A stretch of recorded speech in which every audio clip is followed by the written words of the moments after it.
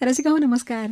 100.1 megahertz Akashvani Mumbai केंद्राची ही आहे आमची FM गोल्ड प्रसारण वाहिनी. आणि आपल्या या युवातरंग कार्यक्रमात मी माधुरी रावराणे आपणा सर्वांचं अगदी मनापासून स्वागत करते. खरं तर आपल्या आधीच्या कार्यक्रमातच मी सांगितलेलं आहे की आपल्या युवातरंग कार्यक्रमात आज विशेष काय आहे. म्हणजे परदेशातलं शिक्षण आणि नोकरी हा तर आता सगळ्यांसाठीच खूप महत्त्वाचा विषय झालेला आहे. म्हणजे पहा ना, 2023मध्ये 14 लाख भारतीयांना अमेरिकेचा व्हिसा दिला गेला आणि 2022च्या तुलनेत यात 60% वाढ झालेली आहे. म्हणजे विचार करा. बरं, आता परदेशी जायचं आहे त्यामुळे मग बरेच प्रश्न असतात. मुलांच्या मनात तर असतातच, पण त्याहीपेक्षा जास्त प्रश्न पालकांच्याही मनात असतात. आणि मग या सगळ्या प्रश्नांची उत्तरं घेऊन आज आपल्या भेटीला आलेल्या आहेत दलित इंडियन चेंबर ऑफ कॉमर्स आणि इंडस्ट्री अर्थात डिक्कीच्या महाराष्ट्र शाखेच्या अध्यक्षा चित्रा उबाळे मॅडम. नमस्कार मॅडम. नमस्ते. आपलं मनापासून स्वागत आहे आमच्या कार्यक्रमामध्ये. धन्यवाद मॅम. तर आपण मॅडमचं स्वागत केलेलं आहेच, पण त्याचबरोबर थोडंसं डिक्कीविषयी सांगते की नवउद्योजकांसाठी विविध उपक्रम डिक्कीच्या माध्यमातून राबवले जातात आणि उद्योजकता वाढीसाठी विशेष प्रयत्न केले जातात. मग त्यात व्यापार मेळावे असतील, प्रशिक्षण शिबिरे असतील आणि बऱ्याचशा गोष्टी असतात. या सगळ्या गोष्टींचं आयोजन केलं जातं. नोकरी मागणारे न होता नोकरी देणारे व्हा, असं डिक्कीच्या विविध कार्यक्रमांच्या माध्यमातून सांगितलं जातं आणि डिक्कीने आजवर अनेक उद्योजक घडवलेले आहेत. आणि चित्रा उबाळे मॅडम ज्या आहेत तर त्या स्वतः अध्यक्षा तर आहेतच, पण त्याचबरोबर त्या स्वतः उद्योजिकासुद्धा आहेत. रसिका, आता आपल्या गप्पांना सुरुवात होतीये. चित्रा उबाळे आज आपल्यासोबत आहेत आणि डिक्कीच्या माध्यमातून कसे विविध उपक्रम राबवले जातात, त्यातून कशा नवउद्योजकांची एक नवी पिढी तयार होतीये, हे सुद्धा खूप महत्त्वाचं आहे. मॅडम, तुमचं स्वागत आहे आमच्या या कार्यक्रमात. धन्यवाद मॅम. मला फक्त माधुरी म्हणा. ओके. हां.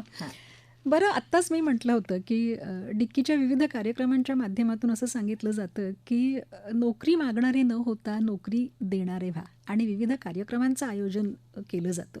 आपण स्वतः एक यशस्वी उद्योजिका आहात आणि नोकरी करत असताना वयाच्या 47व्या वर्षी व्यवसाय करण्याचा निर्णय घेतला आणि पूर्णवेळ उद्योजका म्हणून स्वतःला झोकून दिलं.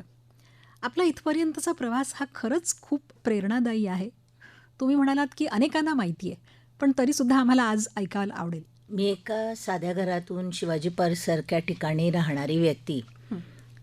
मला असं जराही म्हणायचं नाही की मी गरीब घरातून किंवा श्रीमंत घरातून, पण एक मध्यमवर्गीय जे संस्कार असतात अशा घरातून वडील कमावणारे आणि आई पूर्ण आमच्यावर लक्ष देणारी. आणि मी हे स्पेसिफिक आईबद्दल का सांगते तर सध्या मला बऱ्याचशा आईंचे विचार थोडेसे वेगळे आहेत हेही जाणवतं. म्हणून मी स्पेसिफिक आईबद्दल म्हटलं की जी आई खूप शिकलेली नसेल परंतु आपली मुलं खूप शिकावी ह्याच्यासाठी फार कष्ट करणारे. आणि मला हे आवर्जून सांगावं वाटेल की शिवाजीपाच्या घरात राहताना 2 रूम असतील, किचनमध्ये आई चपाती करत असेल आणि बाहेरच्या खोलीमध्ये जर आम्ही अभ्यास करत असू तर हातात गोळा, जो पिठाचा गोळा आहे तो असा गोल गोल करत करत ती 2दा तरी बाहेर यायची आणि ती बघायची की आम्ही नक्की अभ्यास करतो आहे का आम्ही काय करतो आहे, किंवा आम्हाला मोठ्यानी वाचून अभ्यास करायला ती लावायची.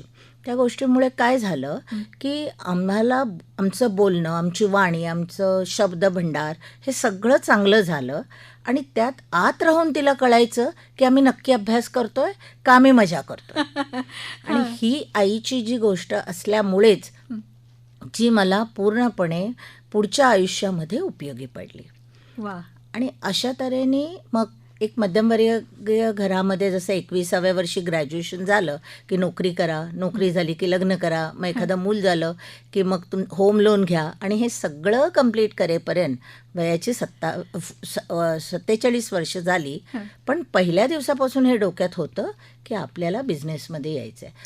त्यामुळे ज्या दिवशी होम लोन वगैरे सगळं संपलं त्या दिवशी पहिलं ठरवलं की आता मी बिझनेसमध्ये येणार आणि आता आपण बिझनेसमध्ये यायचं. मग बिझनेसमध्ये येताना काय करायचं, हं. तर जे आपल्याला येतं तेच करणं जरुरी होतं. कारण नोकरी सोडली ना तेव्हा? हो, पण त्याच्या आधी 45व्या वर्षी हं. मी स्वतःला मी किती योग्य आहे हां. बिझनेसला हे मला ठरवायचं होतं. हं. म्हणून मुंबई युनिव्हर्सिटीमधून MBA करायला घेतलं. हं. माझ्याबरोबर असलेली सगळी मुलं तरुण होती आणि त्यांचा अभ्यास चांगलाही होत होता. हं. मला एवढा गॅप झालेला असल्यामुळे आणि त्यात मी अधिकाऱ्याच्या खुर्चीवर बसली असल्यामुळे मला छोट्या छोट्या गोष्टींवर कॉन्सन्ट्रेट करता येत नव्हतं. हां. पहिल्या वर्षी मला चांगले मार्क नाही मिळाले. हां. त्यामुळे मग परत जिद्दीने उभी राहिले. म्हटलं नाही, दुसऱ्या वर्षी चांगला अभ्यास करून मी मुंबई युनिव्हर्सिटीमध्ये फर्स्ट आले. ओह वा. तर त्यामुळे ज्यांनाही उद्योगात यायचं आहे त्यांना मला एवढंच सांगायचं आहे की मला एखादी गोष्ट मिळते आहे किंवा इझी आहे म्हणून नाही, मला ती गोष्ट स्क्रॅचपासून करता आली पाहिजे, तरच आपण एक चांगला उद्योजक बनू शकतो. वा वा, कमाल आहे. 45व्या वर्षी MBA करून टॉप करणं आणि त्यानंतर व्यवसायात उडी घेणं आणि तो यशस्वी करून दाखवणं ही खूप मोठी गोष्ट आहे. पण मग डिक्कीच्या संपर्कात कधी आलात? ज्या वेळेला मला असं जाणवलं की आता पहिल्यांदा मी माझं ऑफिस घरातूनच चालू केलं होतं आणि ते थोडं थोडं चालू झालं होतं. आणि ज्या वेळेला माझ्या लक्षात आलं की नाही, आता मला एक मोठं ऑफिस पाहिजे, त्याचं ओपनिंग करायचं आहे वगैरे, त्यावेळेला मी डिक्कीमध्ये मिलिंद कांबळे सर जे आहेत, जे पद्मश्री आहेत, डॉक्टरेट आहेत, मी त्यांच्या संपर्कात गेले आणि मला लोकांनी बऱ्याचशा गोष्टी अशा सांगितल्या होत्या की सर फार मोठे आहेत, ते कोणाशी बोलणार नाहीत वगैरे. पण तसं काहीच झालं नाही. मी स्वतः त्यांच्याकडे जेव्हा गेले आणि त्यांना मी सांगितलं की मला माझ्या बिझनेसचं ओपनिंग करायचं आहे, तर ते म्हणाले हां मी येतो. आणि मला इतका म्हणजे तो आश्चर्याचा धक्का होता की सर इतकं इझी बोलू कसे शकतात. तुमची ओळख होती का? नाही, काहीही ओळख नव्हती. वा. आणि मी असे फक्त थ्रू कोणाबरोबर गेले होते. आणि मी म्हटलं सर 14 एप्रिल मिळेल का? ते म्हणाले नाही मॅम, 14 एप्रिलला मी बिझी आहे. म्हटलं मग पाडव्याची दिवस मिळेल का? नाही, बिझी आहे. मग म्हटलं सर कुठचं घेऊ? अरे तुम्हाला जे वाटेल ते घ्या. मग मी म्हटलं 16 जुलै हा माझा वाढदिवस आहे. मी म्हटलं जर मीच काहीतरी नवीन जन्माला येणार आहे, हां. मी काहीतरी नवीन जन्म देणार आहे, तर माझ्याच वाढदिवसाला का नाही? सर म्हणाले हो, पावसामध्ये कुठच्याच काही ओपनिंग नसतात, मी तुमच्याकडे येईन.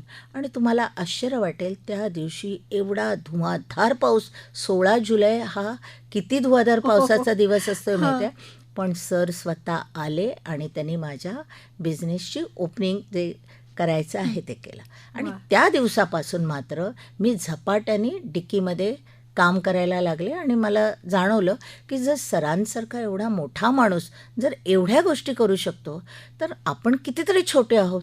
मग आपल्याला ते करता यायला पाहिजे. म्हणून मग त्या दिवसापासून डिक्कीसाठी जी काही कामं करावी लागली ती मी केली.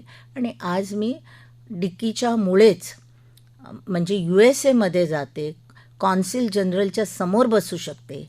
माझ्या बिझनेसमुळे मी कित्येक कॉन्स्युलेटमध्ये जाऊन त्या लोकांशी बोलू शकते. वर्ल्ड ट्रेड सेंटरमध्ये मला एक अवॉर्ड मिळालं, किंवा वर्ल्ड बँक जे मला स्वतः सांगतात प्रोक्युरमेंटमध्ये, म्हणजे त्यांना काही वस्तू हव्या असतील तर त्या देणं. ह्या सगळ्या गोष्टी का झाल्या? म्हणजे जो आपला प्रश्न असतो ना की मला काय मिळतंय, मला काय मिळतं, हेच आजकालची व्यक्ती विचार करते. मी तर सांगते तुम्ही काम करत राहा, आपोआप त्याच्यानंतर तुम्हाला ह्या सगळ्या गोष्टी मिळत जाणार. आत्मकेंद्री जास्त. हां. आणि मी कधीच हा विचार केला नव्हता की मला काय मिळेल. मी समोरच्या बाकांवर बसलेली असायची.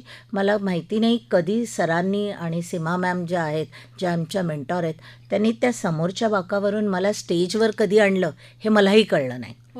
पण सरांना किंवा मॅमला हे एक त्यांच्या डोक्यामध्ये आहे की जी व्यक्ती चांगलं काम करते तिला उचलायचं आणि पुढे न्यायचं.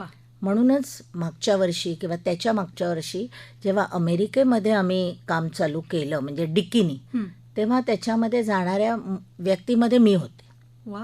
आणि हे खरंच ऑनर आहे की आपण फिरायला कुठच्याही फॉरेन कंट्रीमध्ये जाऊ शकतो. परंतु आणि माझ्या बिझनेसमुळे तर मला सगळ्या कंट्रीमध्ये जाता येतं. परंतु डिक्कीमुळे आम्हाला जो एक आधार असतो, एक कॉन्फिडन्स असतो किंवा कॉन्टॅक्ट्स असतात, ते सगळं जे डिक्की देते ते आणि कोणीच देत नाही. महत्वाचं पाठबळ मिळतं तुम्हाला त्यातनं. एक्झॅक्टली. कारण तेच महत्त्वाचं असतं. कोणीतरी तुमच्या खांद्यावरती किंवा पाठीवरती एक हात ठेवतो आणि सांगतो तू पुढे जा, मी तुझ्या मागे आहे. पण डिक्कीचं काम कसं चालतं? डिक्कीमध्ये 3 प्रकार आहेत. म्हणजे एक तर सगळे डिक्कीचे मेंबर एका छत्रीखाली आहेत. त्याच्यामध्ये एक महिला आघाडी थोडीशी वेगळी आहे आणि त्याच्याचप्रमाणे एक यूथ म्हणून जे आहे ते वेगवेगळं आहे. तर त्यामुळे डिक्कीच्या आता सध्या भारतामध्ये 28 चेंबर्स आहेत.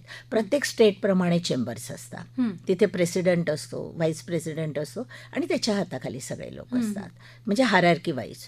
आणि नाहीतर प्रत्येक एखाद्या ग्रुपसाठी सुद्धा, म्हणजे सपोज आता रेल्वेसाठी आपल्याला जर काम करायचं असेल तर रेल्वेसाठी एक माणूस दिलेला असतो जो व्यक्ती रेल्वेच्या सगळ्या ऑफिसर्सशी बोलत असतो.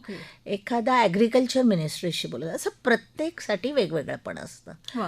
आणि त्याचप्रमाणे आमच्याकडे यूथ जे आहे, सध्या यूथ महत्त्वाचं आहे. तर त्याच्यासाठी मैत्रेयी कांबळे ज्या आहेत, आमच्या मॅडम आहेत, त्या यूथ सांभाळतात आणि खूप छान काम होतं.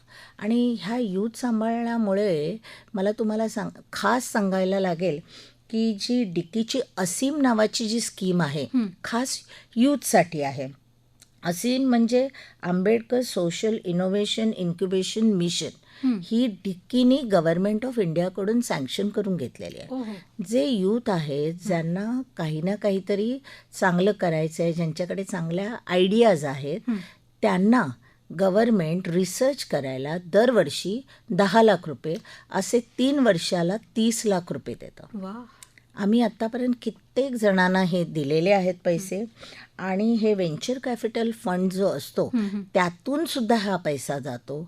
भरपूरसे पैसे ह्या यूथसाठी ठेवलेले पण आहेत. 15 करोडपर्यंत सुद्धा लोन मिळतं. तुम्ही तुमचे प्रॉडक्ट तयार करा, गव्हर्नमेंट ते प्रॉडक्ट खरेदी करायला पण तयार असतो. इतक्या गोष्टी त्याच्यामधून असतात. आणि त्याच्यामध्ये 1000 यूथ आम्हाला तयार करायचे आहेत जे 3 वर्षामध्ये, आणि त्यातले बरेचसे यूथ तयार झालेले. म्हणजे त्यांचे इंटरव्ह्यूपासून किंवा काही हे IIT IIMsचे लोक घेतात. आणि त्याचप्रमाणे त्यांना जे टेक्नॉलॉजी बिझनेस इन्क्युबेशन जे असतं, जे TBI ज्याला म्हणतात, तर टेक्नॉलॉजीचा सपोर्ट पण IITs आणि IIMकडून मिळतं.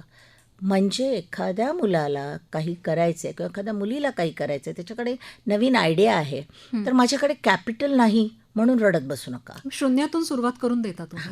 वा. आणि नुसतं कॅपिटल नाही, कारण प्रत्येक आयडिया असलेली व्यक्ती किंवा एखादा चांगला इंजिनियर हा चांगला बिझनेसमन बनेलच याची गॅरंटी नाही. मग त्यासाठी त्याला टेक्नॉलॉजी सपोर्ट मिळतो, त्याला बँकिंग सपोर्ट मिळतो. बँकांबरोबर आमचे बरेचसे MOUs आहेत. ह्या सगळ्या सपोर्टमुळे तो व्यक्ती सगळ्या ठिकाणी चांगलं करू शकतो. आणि त्यांनी बनवलेलं प्रॉडक्ट घेण्यासाठी बँका हजर असतात, गव्हर्नमेंट हजर असतं. म्हणजे मार्केट पण उपलब्ध करून दिलं जातं. म्हणजे तुम्हाला मला हे जमत नाही किंवा माझा बिझनेस का खाली आला असं बोलायची गरजच नाही. तुम्हाला मनी पण दिलेलं आहे, टेक्नॉलॉजी दिलेलं आहे, मार्केट दिलेलं आहे, कॅपिटल वगैरे सगळं तुम्हाला दिलेलं आहे. फक्त तुम्ही 24/7 काम करणं जरुरी, कष्ट करायला हवेत. वा, किती चांगली गोष्ट आहे आणि मोठी गोष्ट आहे.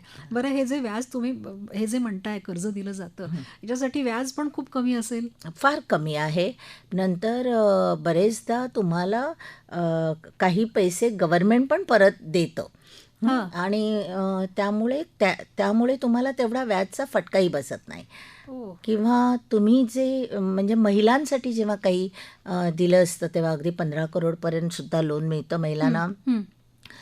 त्यांना प्रत्येक ठिकाणी, मी तर तुम्हाला महिलांसाठी खास सांगू इच्छिते की डिक्कीमुळे 4% प्रोक्युरमेंट पॉलिसी तयार झालेली आहे, ज्याच्यामध्ये बऱ्याचशा लोकांना माहिती नाही आहे, ज्याच्यामध्ये तुम्ही तुमचा बिझनेस GEM ह्या पोर्टलवरती पहिल्यांदा टाकायचा असतो आणि तुमच्याकडे उद्यमचं सर्टिफिकेट असायला लागतं.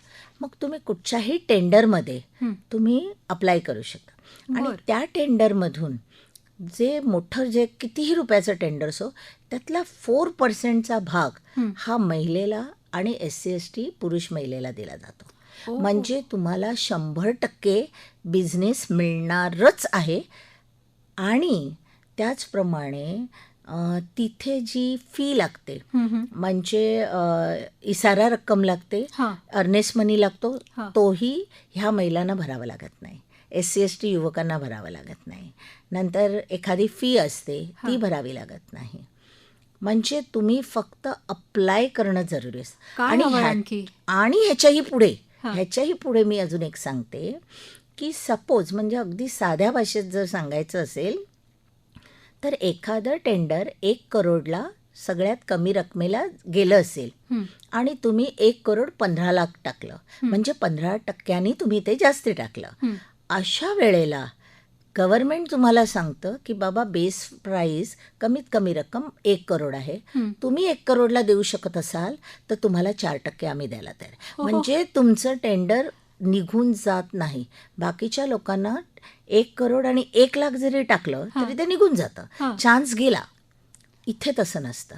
गव्हर्नमेंट सांगतं तुम्ही 1 करोडमध्ये बसवा, आम्ही तुम्हाला ते टेंडर देतो. आणि काय पाहिजे? काय हवंय? वा, आणि हे सगळं डिक्कीमुळे झालेलं आहे. क्या बात आहे. मस्त. म्हणजे पंखांना बळ देण्याचं काम जे डिक्की करताय ना, ते खरोखरच खूप मोठं आहे. चित्राताई, तुम्ही आत्ता सांगितलं डिक्कीचं काम कसं चालतं आणि तुमचा सगळा प्रवास तो तर छानच आहे. पण त्याच्या बरोबरीनं आपला जो व्यवसाय आहे, म्हणजे व्यवसायाच्या सुरुवातीला रिक्रुटिंग एजन्सीच्या माध्यमातून भारतीय बँकांमध्ये मुलांना नोकरी मिळवून देण्याचं काम तुम्ही सुरुवातीला करत होतात ना? बरोबर. बरोबर. पण आता फॉरेन किंवा ओव्हरसीज पोस्टिंगमध्ये परदेशात शिक्षण आणि नोकरी मिळवून देण्यासाठी आपल्या मुलांना मदत आणि मार्गदर्शन करताय. आता नेमकं याचं स्वरूप काय आहे? हा विषय थोडासा मोठा आहे. मी काही गोष्टी बघितल्या की माझी मुलगी जेव्हा अमेरिकेला गेली शिक्षणासाठी, आणि त्यावेळेला माझ्या लक्षात आलं की अमेरिकेतलं शिक्षण हे 1 करोड आणि वरती इतक्या रुपयातलं आहे. मध्यमवर्गीय लोकांना हे जमतंच असं नाही. परत अमेरिकेत गेल्यानंतर तुम्हाला नोकरी नक्कीच चांगली लागते, तुमचं सर्वांगीण विकास पण होतो, पण प्रत्येकाला हे जमेल ह्याची काही गॅरंटी नसते. आणि त्याच्यानंतर तिथे तुम्हाला H1B विजासाठी थांबावं लागतं. तो नाही मिळाला तर तुम्हाला परत पण यावं लागतं. 3 चान्स असतात. हे मी एकदा बघितलं. नंतर मी माझे काही नातेवाईक बघितले जे UK गेले. अभ्यासासाठी लोन वगैरे घेऊन गेले. 40 ते 50 लाख रुपये खर्च झाला. पण UK तिथे मुलांना नोकरीसाठी संधीच देत नाही आणि ती लोक परत आली. मग आता म्हटलं की दरवेळेला आपण सुशिक्षित मुलांसाठीच विचार करण्यापेक्षा ज्या मुलांकडे स्किल आहे अशा मुलांसाठी काही करू शकतो का. आणि मग त्यातून वेअर प्लेसमेंटची जी ग्लोबल ब्रांच आहे ती चालू झाली. म्हणजे त्यासाठी आधी पहिल्यांदा जे लागतं ते licence. Government of India, ministry of external अफेअर्सचं आपल्याला लायसन लागतं. बरं. आणि ते लायसन घेणं कठीण आहे असं मी म्हणणार नाही, पण तो वेळ भरपूर लागतो. आणि त्या लायसन घेऊन प्रत्येक, आणि कारण ते लायसन ही गव्हर्नमेंटची पण एक जबाबदारी होते की लोक जेव्हा आपण बाहेर पाठवतो तेव्हा ती व्यवस्थित जाणं जरुरी आहे, त्यांना तिथे काही त्रास होणं जरुरी आहे, त्रास झाला तर काही करायचं, हे सगळं गव्हर्नमेंटला पाहावं लागतं. आणि ह्या सगळ्यावरती विचार करून मग मी चालू केलं काम. पहिल्यांदा आम्ही गल्फमध्ये माणसं पाठवण्याचा विचार केला, पण तोपर्यंत आमच्या हे लक्षात आलं होतं की गल्फमध्ये तेवढ्या प्रमाणामध्ये आपल्या लोकांना चांगली वागणूक मिळत नाही. त्यांचा पासपोर्ट काढून घेतला जातो आणि त्यानंतर सांगितलेलं एक असतं आणि काम दुसरंच मिळतं. आणि हे जेव्हा लक्षात आलं तेव्हा म्हटलं हे करण्यासाठी आपण नाही, मग आपण काय करायला पाहिजे. तर अशा कंट्री शोधायला पाहिजे जिथे आपल्या इकडचा स्टुडंट गेला किंवा अगदी स्किल वर्कर गेला तरी त्याच्या कामाला किंमत आणि त्याला एक चांगली वागणूक मिळाली पाहिजे. हे लक्षात आल्यानंतर मी युरोप मार्केटमध्ये जायला सुरुवात केली. आणि मग युरोप मार्केटमध्ये गेल्यानंतर मी आतापर्यंत नॉर्वेला, हंगेरीला, लुथवेनियाला, नंतर क्रोएशियाला, इटलीला, जर्मनीला, नेदरलँड, बेल्जियम, म्हणजे मला वाटतं 27 त्यांच्याकडे कंट्री आहेत. हं. त्यातले जास्तीत जास्ती कंट्रीमध्ये इस्टोनिया किंवा बेलारूस ह्या सगळीकडे माणसं पाठवायला लागले. बर. आणि सगळ्यात चांगली गोष्ट ही आहे की ह्या ठिकाणी ह्या सगळ्या कंट्रीज ज्या आहेत हां. त्यांचं आणि भारताचं रिलेशन चांगलं आहे. हां. आपले पंतप्रधान आत्ताच 1 महिन्याभरापूर्वी पोलंडला जाऊन आले आणि तिकडचा बिझनेसबद्दल एक आहे. कारण जेव्हा आपले पंतप्रधान तिथे जातात त्यानंतर आमच्यासारख्या लोकांना सुद्धा, म्हणजे आम्हाला आरए म्हणतात, रिक्रुटिंग एजंट म्हणतात, आमच्यासारख्या लोकांना सुद्धा फायदा होतो. ओ. तिकडची मार्केट आमच्यासाठी ओपन होतं. वा वा. आणि मग हेही करत होतो की नुसते एक्सपिरियन्स लोकांना पाठवायचं का जी मुलं शिकायला जाऊ इच्छितात हं, हं. पण ज्यांच्याकडे 1 करोड नाही आहेत, ज्यांच्याकडे 50 लाख नाही आहेत. हं. मग असं पण आहे की युरोपमध्ये जर हेच शिक्षण जर तुम्ही घेतलं तर ते 10 लाखात पण आहे. हां, पर्याय आहेत उपलब्ध. पर्याय आहेत, फक्त आपल्याला माहिती नसतं. अवेअरनेस जर नसेल तर हा प्रॉब्लेम आहे. हां. म्हणून मग आम्ही लगेचच्या लगेच मुलांसाठी इवन मुंबई युनिव्हर्सिटीतले माझे शितोळे नावाचे एक सहकारी आहेत, त्यांनी आमच्यासाठी फार चांगले कार्यक्रम केले. आणि त्यामुळे आम्हाला सगळे मुंबई युनिव्हर्सिटीची मुलं मिळाली ज्यांना आम्ही सांगायला चालू केलं की आता तुम्ही युरोपमध्ये पण जा. पण आता ही सुरुवात किती साली केली तुम्ही? आम्ही 2013 पासून काम करतो आहोत. ओके. म्हणजे मग आपण इथे काहीतरी करू शकतो हे लक्षात आलं केवळ गरजेतून या मुलांच्या? 100%. बरं बरं बरं. संपूर्ण भारतात ओव्हरसीज पोस्टिंगमध्ये जे काम करतायत त्या उद्योजकांमध्ये आपण एकमेव महिला आहात. खूप मोठी गोष्ट आहे. मला त्याचा अभिमान पण आहे. सुरुवातीचा काळ कसा होता? काही अडचणी आल्या का? खूप अडचणी होत्या. म्हणजे एक तर फॉरेनमध्ये मराठी माणूस फार कमी जातो आणि तिथे गेल्यानंतर एम्प्लॉयर शोधणं, तिथून डिमांड आणणं, त्या व्यक्तीला हे माहिती पडणं की ही बाई करते आहे. बरं, आम्ही काही असे हायफाय नव्हतो किंवा आमच्याकडे फर्स्ट जनरेशनचे आम्ही उद्योजक असल्यामुळे असंही कोणी नव्हतं की वडिलांनी काही रेफरन्स दिलं आणि आम्ही तिथे गेलो, असंही नव्हतं. म्हणजे अक्षरशः टाचा घासाव्या लागल्या, हा जो शब्द आहे तोच झाला होता. आणि तिथे गेल्यानंतर ती कंट्री कळणं, कंट्रीमध्ये जाऊन तिथे 4 दिवस राहणं. पण अभ्यास आहे ना? हा अभ्यास आहे. तिकडचं जे वेदर आहे ते आम्हाला जमणार नाही जमणार. बरं, युरोपियन कंट्रीमध्ये लँग्वेज बॅरियर्स येतात, इंग्लिश सगळ्यांना समजत नाही. ह्या सगळ्या गोष्टींना हे करून डिमांड्स यायला चालू झाले आणि पॅन्डेमिक आलं. आणि मग पॅन्डेमिकमध्ये परत सगळं बंद झालं, पण तरी आम्ही घाबरलो नाही आणि आम्ही काम करत राहिलो. पण जम बसेपर्यंत किती वर्ष गेली? आम्हाला जम बसेपर्यंत एक 3-4 वर्ष तरी, म्हणजे अगदी छान होईपर्यंत. म्हणजे मी जेव्हा पोलंडसाठी ऑफिस ओपन करायचा विचार केला, कारण इंडियात राहून तुम्ही पोलंडला ऑफिस ओपन करणार आहात तेव्हा तुम्हाला किती त्रास असतो हे माहिती आहे. आणि त्याच सगळ्या गोष्टींमुळे इकडचे पैसे तिकडचे हे बऱ्याच गोष्टी असतात. बँकिंग वेगळं होतं, नंतर तिकडच्या लोकांचे विचार वेगळे असतात, आपल्या लोकांचे विचार, त्यामुळे दर दिवशी काहीतरी नवीन शिकतो. कल्चरल डिफरन्स आहेच की. खूपच आहे. म्हणजे मी तुम्हाला आता गेल्या 15 दिवसातलाच एक अनुभव सांगते. मी मिस्टरांबरोबर एक फिरण्यासाठी म्हणून चायनाला गेले होते आणि मग म्हटलं आता चायनाला गेलो तर तिथून आपण जपानला पण जाऊ.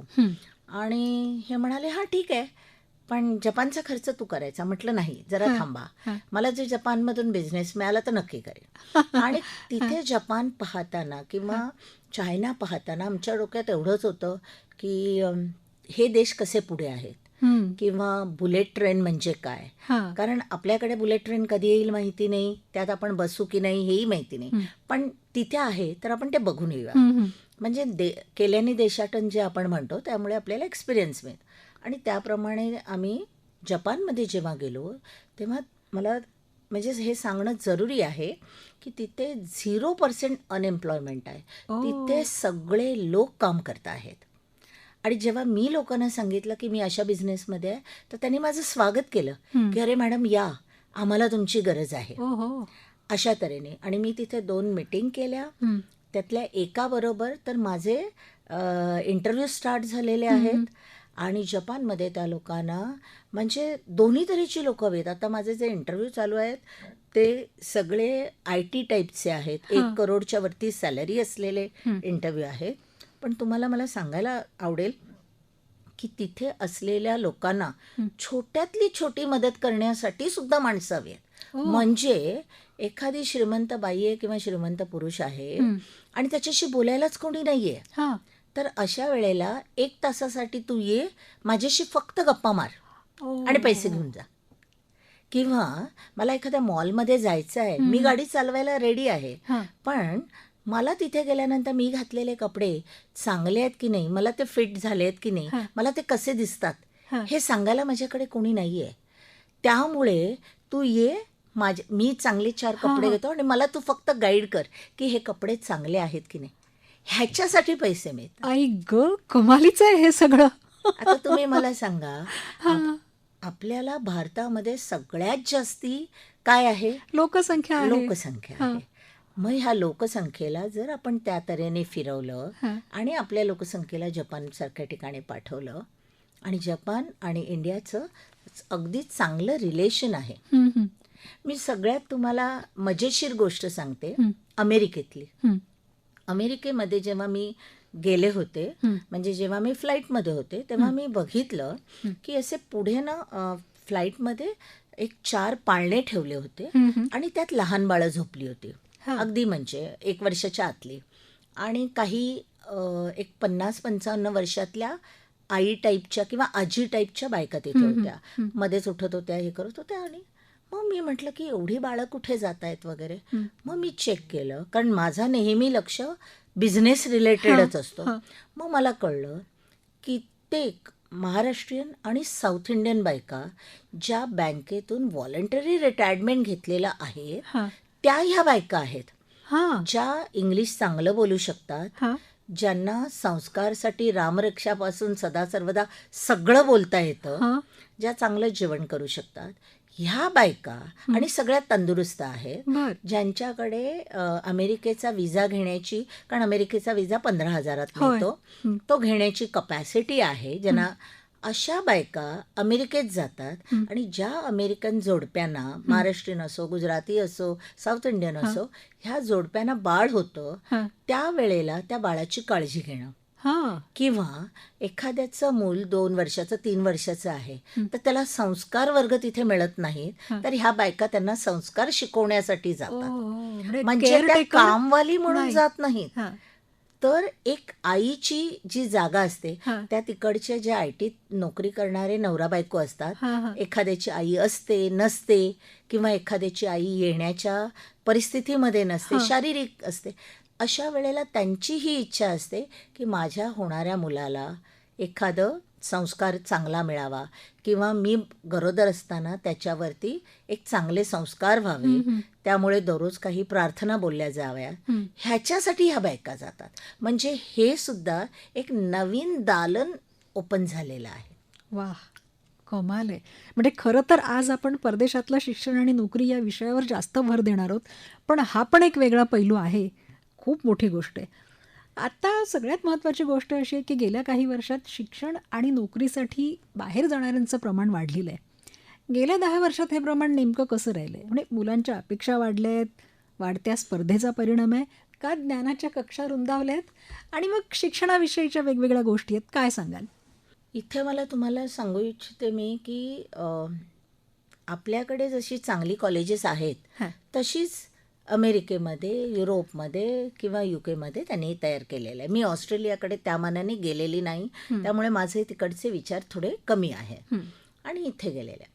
बरं, इथे त्या कॉलेजमध्ये तुम्हाला खूप चांगलं नॉलेज तर मिळतं. हं. आणि नुसतं ते नाही मिळत, त्यानंतर तुम्हाला नोकरी मिळते. हं. गव्हर्नमेंट ऑफ इंडियाने बँकांना हे सांगितलेलं आहे की यांना चांगल्या पद्धतीने एज्युकेशन लोन द्या. हं. म्हणजे तोही एक प्रॉब्लेम नाही. हं. आणि हे एक आहे की मुलं ग्रुपमध्ये जायला बघतात. म्हणजे बाजूच्याचा मुलगा गेला तर मी जाणार. आणि आता GRE, TOEFL ह्या ज्या परीक्षा आहेत किंवा IELTS आहेत, ह्याची एवढी केंद्र ओपन झालेली आहेत की आपल्याला ते इझिली ॲक्सेसेबल आहे. हं.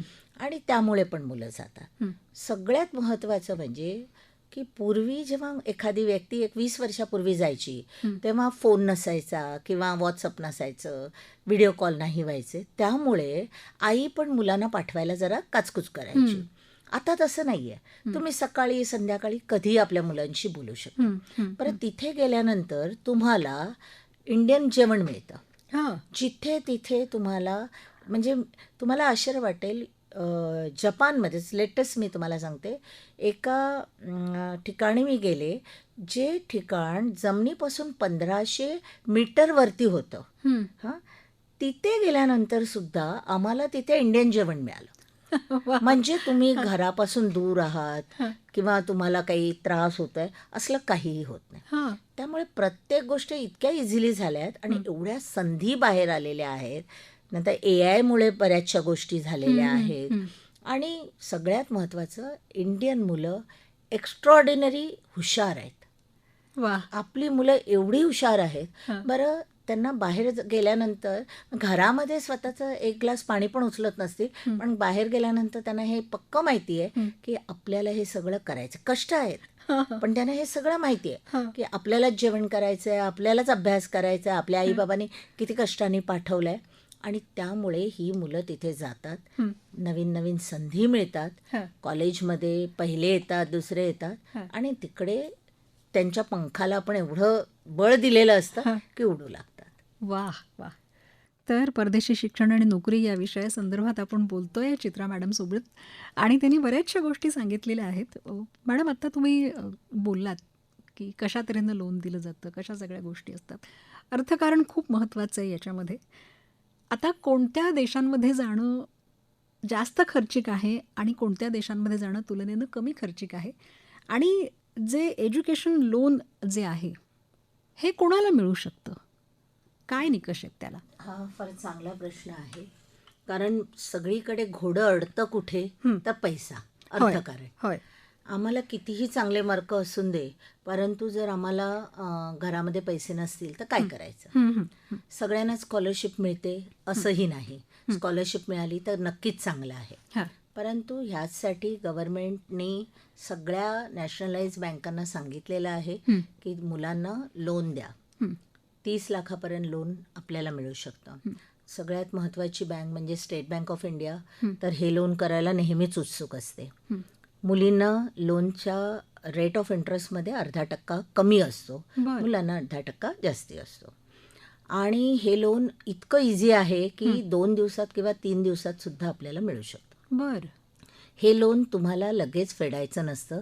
तुम्ही 2 वर्ष MS केलं की त्याच्यानंतर तुमचा लोनचा हप्ता चालू होतो. हो. म्हणजे ह्या लोनची जबाबदारी तुमच्या आईवडिलांवर नसते, मुलांवर असते. आणि ही सगळ्यात चांगली गोष्ट आहे की मुलांना एक कर्तव्याची जाणीव होते आणि त्यांना हे जाणवतं की मला तिथे गेल्यानंतर मजा नाही करायची, व्यवस्थित अभ्यास करायचा आहे, कारण मला चांगली नोकरी मिळायला पाहिजे आणि मला हे लोन फेडायचं आहे. म्हणजे एक तो पण एक संस्कार आहे मुलांच्यावर आलेला. माझं हे मत आहे की सगळीकडे नोकरीची संधी सगळीकडे चांगली आहे, परंतु USA मधली खर्च आणि नोकरीची संधी आणि युरोपमधला खर्च आणि नोकरीची संधी, तर माझं पारडं थोडंसं युरोपकडे वळतं. कारण तिथे एक 27-28 कंट्रीज आहेत. तुम्हाला एका कंट्रीचा जरी विजा मिळाला तरी त्या बाकीच्या कंट्रीमध्ये तुम्ही जाऊ शकता. आणि त्यामुळे तुम्हाला नोकरीची संधी भरपूर प्रमाणात आहे. म्हणजे जसं USA east coast west coast आहे, त्याच्याऐवजी इथे एवढ्या कंट्रीज आहेत की तुम्ही एखाद्या कंट्रीमध्ये जर एखाद्या व्यक्तीला 2.5 लाख 3 लाख ही सॅलरी जर पोलंडमध्ये असेल, तीच व्यक्ती जर जर्मनीमध्ये गेली तर त्याच स्किल सेटवर त्याला 4 ते 5 लाख मिळते. हा फरक येतो. आणि आईबाबांना ही कंट्री जास्ती जवळची का वाटते, कारण जो डिस्टन्स आहे इंडिया आणि युरोपियन कंट्रीमधला हा 10-12 तासाचा असतो. अमेरिकेमध्ये 16 तास 17 तास 20 तास, जर तुम्ही वेस्ट कोस्टला गेला तर तेवढाही असतो. त्यामुळे प्रत्येक आईबाबांचं काय मत असतं की अरे आता आम्ही वयस्कर होतोय, काही आम्हाला झालं तर तू पटकन येऊ शकतो का. तर युरोपमधला मुलगा किंवा मुलगी 10 तासात येऊ शकतात. अमेरिकेतली व्यक्तीला थोडा यायला वेळ लागतो. मी असं जराही म्हणत नाही की अमेरिका नको आणि युरोप हवं असं, पण मला असं वाटतं की नवीन एक कवाडं ओपन झालेली आहेत जो युरोप आहे. तर प्रत्येकाने युरोपमध्ये जाण्याचा प्रयत्न करा. आणि त्याहीपेक्षा चांगलं जपान आहे. तर जपानमध्ये जर तुम्ही गेलात तर म्हणजे स्काय इज द लिमिट जो म्हणतो ते आहे. वा. आता इथे आणखी एक प्रश्न कसा महत्वाचा असतो की केवळ उच्च विद्या विभूषित तरुण वर्गालाच परदेशात संधी मिळते का? नाही. जी काही किमान कौशल्य आहेत, जसं IIT आहे, नर्सिंग आहे, वेल्डिंग वगैरे आहे, तर हे जे कोर्स केलेली मुलं आहेत त्यांनाही संधी मिळते का? मग देश कोणते आहेत आणि मग त्यासाठी तयारी काय करायला लागते? कधीपासून तयारी करायची, वयोमर्यादेची आणि तत्सम विशिष्ट अशा शिक्षणाची काही अट आहे का? हे मला सांगणं फार जरुरी वाटतं. प्रत्येकाने फॉरेनमध्ये जावं ही माझी इच्छा असते, पण प्रत्येकाला जमेल की नाही हे त्याला वाटतच. मी तुम्हाला एक साधी गोष्ट सांगते की भारतामध्ये जे स्किल आहे तेवढं स्किल जगामध्ये नाही आहे. खरं. आणि जे जुगाड केलं जातं स्किलमध्ये की आम्हाला आपल्याकडच्या माणसाला इलेक्ट्रिशियन पण येतं आणि त्याला प्लंबिंग पण येतं, त्याला दोन्ही गोष्टी एकत्र करता येतात. फॉरेनमध्ये जेव्हा तुम्ही जाता तेव्हा एखाद्या प्लंबरला जर तुम्ही बोलवलं तर एखाद्या तासासाठी तुम्हाला $100 द्यावं लागतं. आणि तो सुद्धा असा एखादा डॉक्टर किंवा इंजिनियर येतो त्या टाईपमध्ये येऊन त्याचा ॲटिट्यूड तसा असतो, काम करतो. आणि त्यांच्याकडे कामाला जी किंमत आहे ती फार महत्त्वाची. सेम गोष्ट युरोपमध्ये असते. त्यामुळे तुम्ही जर फक्त 10वी पास असाल किंवा ते सुद्धा नसाल पण तुमच्याकडे एक स्किल आहे. आता मी तुम्हाला एक वेल्डिंगबद्दल सांगते. वेल्डिंग हे आपल्या घरात जो ग्रिल बसवतो तो पण वेल्डर असतो. आणि वेल्डिंगमधला जो शिपमध्ये काम करतो, शिपच्या खाली जाऊन काम करतो, तो सुद्धा शिपयार्डमध्ये काम करणारा माणूस वेल्डिंग असतो. मी मुलांना नेहमी हेच सांगते की तुम्ही ग्रिलचं काम करता करता शिपयार्डच्या कामाकडे जर गेलात तर फॉरेनमध्ये तुम्हाला 2.5 ते 3 लाख रुपये पर मंथ सॅलरी असते. हे आधी लक्षात घ्या. त्यावेळेला ते लोक तुम्ही 8वी पास आहेत का 10वी पास आहेत का ग्रॅज्युएट आहात हा विचार करत नाहीत. ते तुम्हाला फक्त तुमच्या स्किलने ओळखतात. आणि आम्ही तर असं करतो की आमचे जेवढे फॉरेनला एम्प्लॉयर्स आहेत जे आम्हाला डिमांड्स देतात, आमच्याकडे हजार वेल्डर्स हवे असतात, तर त्यांना आम्ही इंडियामध्ये बोलवतो. आम्ही कोचीमध्ये त्यांना घेऊन जातो किंवा राजस्थानमध्ये घेऊन जातो. आमचे इंडियातल्या सगळ्या कॅन्डिडेट्सना तिथे बोलवतो आणि तिथे आल्यानंतर हे एम्प्लॉयर त्यांच्याकडून काम करून घेऊन बघतात की ह्यांना वेल्डिंग येतं आहे किंवा नाही. आणि मग तेच लोक ठरवतात की ह्या व्यक्तीला आपण पास करतोय की नाही. म्हणजे त्यांची चक्क टेस्ट होते. त्यांना वेगवेगळ्या तऱ्हेचं मटेरियल दिलं जातं. काही आयर्न असतं, अल्युमिनियम असतं आणि त्याप्रमाणे त्यांना करून घ्या. म्हणजे जेव्हा आम्ही 150-200 मुलं तिथे जमा करतो त्याच्यानंतर एक 75 किंवा 100 मुलांना ऑन द स्पॉट ते ऑफर देतात आणि मग ते परत जातात आणि त्यांच्या गव्हर्नमेंटला सांगतात की आपल्याला 1000 वेल्डर्स हवे आहेत ना, वेअर प्लेसमेंट अँड कन्सल्टन्सीमधून आम्ही हे 100 वेल्डर्स सिलेक्ट केलेले आहेत, शॉर्टलिस्ट केलेले आहेत. आता त्यांना वर्क परमिट जे द्यायचं आहे, कारण वर्क परमिटसाठी त्या एम्प्लॉयरला त्या गव्हर्नमेंटला पैसे भरावे लागतात आणि मग ते वर्क परमिट 1-1.5-2 महिन्यात येतं. ते वर्क परमिट ते आम्हाला पाठवतात आणि सांगतात आता तुम्ही तुमच्या मुलांना ह्या वर्क परमिटवरती PCC म्हणजे पोलीस क्लिअरन्स सर्टिफिकेट घ्या, त्यांचा व्हिसाचा चालू करा प्रोसेस आणि मग त्यांना पाठवा. आणि हे सगळं करताना आम्ही त्या मुलांना एक्सपिरियन्स तर असतोच किंवा आम्ही एक्सपिरियन्स द्यायला लावतो, ट्रेनिंग देतो आणि मग त्यांना आम्ही एअरपोर्टमध्ये हातात तिकीट देऊन बसवतो प्लेनमध्ये. आणि पोलंडचा आमचा जो दुसरा पार्ट आहे, आमचं जे ऑफिस आहे, ते लोक तिथून त्यांना घेतात, एअरपोर्टवरून घेतात आणि मग ज्या ऑफिसमध्ये त्यांना ज्या कंपनीमध्ये त्यांचं ऑफर लेटर असतं तिथे नेऊन ठेवतात. तिथे सुद्धा पाठवताना 7 दिवस आम्ही त्या व्यक्तीला आमच्या म्हणजे आम्ही काही तिथे जागा घेतलेल्या आहेत तिथे ठेवतो. त्या 7 दिवसात त्यांचे काही तिकडचे पेपर बनवणं, जसं आपल्याला आधार कार्ड पॅन कार्ड इथे लागतं तसे त्यांचे पेपर असतात, त्यांचं बँक अकाउंट असतं. बरेच दिवस जातात त्याच्यामध्ये. नाही, त्या 7 दिवसामध्ये आम्ही ते सगळं करून त्या व्यक्तीच्या हातात देतो आणि मग त्याला एम्प्लॉयरच्या म्हणजे त्या ऑफिसमध्ये पाठवतो आणि मग त्याचं राहणं, खाणं, जेवणं सगळं तिकडची कंपनी बघते. ह्या व्यक्तीने फक्त काम करायचं असतं आणि पैसे मिळवायचे आणि परत ते इंडियाला आपल्या फॅमिलीकडे द्यायचं. म्हणजे एखादा तरुण जर चांगला स्किलमध्ये असेल, तो इंडियातून बाहेर जातो आणि तो तिथे कष्ट करतो, तिथून तो पैसा कमवतो आणि तो परत पैसा इंडियामध्ये पाठवतो. हे महत्वाचं. म्हणजे आर्थिक विकासाला सुद्धा मदत होतेच नक्की. याच्यामध्ये. आपल्याकडे तर शेवटची 10 मिनिटं आहेत आणि त्याच्यामध्ये आपल्याला आणखी बऱ्याचशा गोष्टी घ्यायच्या आहेत. म्हणजे तुम्ही संपूर्ण जबाबदारी घेता थोडक्यात, अगदी शिक्षण, नोकरी आणि तिथे स्थायिक होण्यापर्यंत जे काही आहे. आता इतके पैसे घरून भरून खर्च करून आपण जाणार, पण पैसे वसूल होणार की नाही याची चिंता पालकांना असते, पण त्याचं उत्तर तुम्ही आधीच दिलेलं आहे की सगळं तुम्ही करता. आता सगळ्यात महत्त्वाची गोष्ट अशी आहे की मुलांना परदेशी पाठवताना पालकांची भूमिका नेमकी काय असते? आजवर अशा किती मुलांना तुम्ही पाठवलंय परदेशात, अनेक अनुभव असतील, आणि पालकांच्या आणि मुलांच्या अपेक्षा काय असतात? हा एक जरा थोडासा वादाचा मुद्दा आहे. मला एक सांगायला आवडेल की जेवढे कमी शिकलेले लोक असतात, ते स्किल वर्करच असतात, त्यांच्या आईबाबांना ना काही काळजी नसते. त्यांना माहिती असतं आपला मुलगा काय करतो आहे आणि त्याची धाव कितपत आहे आणि तो काय करेल, आणि त्याच्यावर काही संकट आलं ना तरी तो मुलगा किंवा मुलगी स्वतःला सांभाळून घेतो. पण जे एकदम हुशार असतात, ज्यांचे आईबाबा पण हुशार असतात, ते लोक व्यवस्थित ते करून घेतात. प्रश्न येतो हे नाही हुशार आणि नाही ढड्डू असले जे मधले लोक असतात, प्रश्न तिथे येतो. म्हणजे ह्यांच्या आईबाबांना एवढे विचार असतात की अजून ते मुलगा तिथपर्यंत पोहोचलाही नाहीये, अजून त्या मुलाला किंवा त्या मुलीला तिथपर्यंत जाण्याची पहिली पायरीही चढलेली नाहीये, आणि त्याच्या आधी ह्यांना एवढे प्रश्न असतात. अरे आधी त्या मुलाला इंटरव्ह्यू तर द्यायला सांग, तो इंटरव्ह्यू झाल्यानंतर तो सिलेक्ट तर होऊन दे. अजून आपल्या मुलाची त्या पोझिशनसाठी जाण्याची कपॅसिटी आहे की नाही, त्याच्याऐवजी ती कंपनी अशी वागेल, त्या कंपनीने असं केलं तर काय, हे प्रश्न ह्या आईबाबांना. आणि मेन म्हणजे मी तर तुम्हाला इथे सांगू इच्छिते की हे आईबाबांनी इंटरफेरन्स करणं जर बंद केलं ना, तर ही मध्यमवर्गीयातली जी मुलं आहेत ती चांगल्या तऱ्हेने पुढे जातील.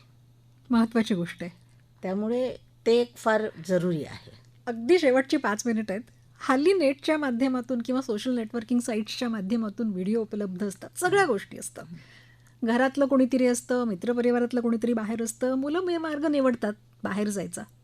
आणि परदेशात जाणं, स्थायिक होणं हा कुटुंबियांच्या दृष्टीने सुद्धा एक महत्त्वाचा भाग होऊन जातो.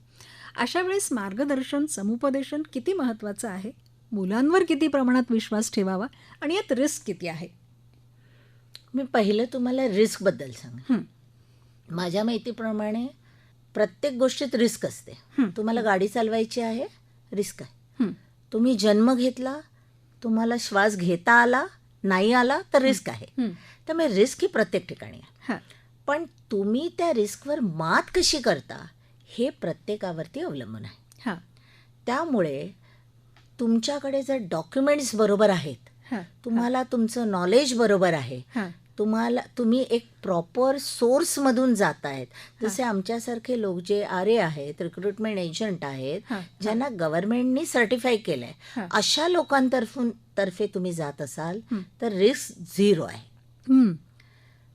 दुसरी महत्त्वाची गोष्ट, काही लोकांना प्रत्येक गोष्टीत रडायचीच सवय असते. अशा मुलांनी कधीच जाऊ नये की आता आईची आठवण येते, बाबांची आठवण येते, मैत्रिणीची. हे लोक जरा ज्यांच्याकडे काहीतरी गोल आहे, ज्यांना काहीतरी करायचं आहे, ज्या लोकांना संधी मिळत नाही, तुम्हाला संधी मिळाली आहे म्हणजे तुम्ही काहीतरी थोडं तरी वरच्या लेवलवर आहेत. त्या संधीचा उपयोग कसा करून घ्यायचा हे ज्या मुलांना कळतं, ती मुलं नक्कीच आयुष्यात मोठी होतात. आणि चांगल्या मार्गातून जर तुम्ही गेलात गव्हर्नमेंटच्या सोर्समधून, तुम्हाला कधीच काही प्रॉब्लेम होत वा. आणखी एक गोष्ट तुम्ही जी मला सांगणार होतात आत्ता, त्याचा उल्लेख तुम्ही मध्ये NMSDC. हां, तर त्याविषयी. हां, मी तुम्हाला NMSDC म्हणजे national minority supply development council हं, ह्याच्याबद्दल एक सांगू इच्छिते. हं, हं, सध्या डिकीच्या माध्यमातून 2 वर्षापासून आम्ही USA मधल्या ह्या लोकांशी पण बोलतो आहोत. हं, हं, ही संस्था 1972ला चालू झाली हं. आणि ह्यांच्याकडे रिझर्वेशन असतं हं. मायनॉरिटीसाठी. बरं. मायनॉरिटीचं रिझर्वेशन म्हणजे इंडियातून गेलेले सगळे लोक अमेरिकेमध्ये मायनॉरिटी आहेत बरं. किंवा इतर कंट्रीमधून जे अमेरिकेत गेलेले आहेत, कारण त्यांच्या लोकसंख्येच्या मानाने तुलनेने- आपण कमी हो, आहोत, बरोबर. तुलनेने कमी आहोत. हं. त्यांच्याकडे हा एक हे आहे, लॉ आहे की त्यांना 20% काम हे मायनॉरिटीला द्यायचंच असतं. बरं. त्यामुळे मी आता सध्या लोकांना हे सांगू इच्छिते की जर आपल्याकडे जर काही कंपन्या असतील, आपण IT मधले असाल, कशामधलेही असाल, हं. तर तुम्ही ह्या गोष्टीचा फायदा घ्या. हं. आपली कंपनी अमेरिकेत ओपन करा. अमेरिकेमध्ये कंपनी ओपन करायला फक्त $500 लागतात. काय सांगताय? त्याच्यावर लागत नाही. फक्त तिकडचे व्यवस्थित जे CA असतात हं, हं. त्यांना हे म्हणजे व्यवस्थित हे करा.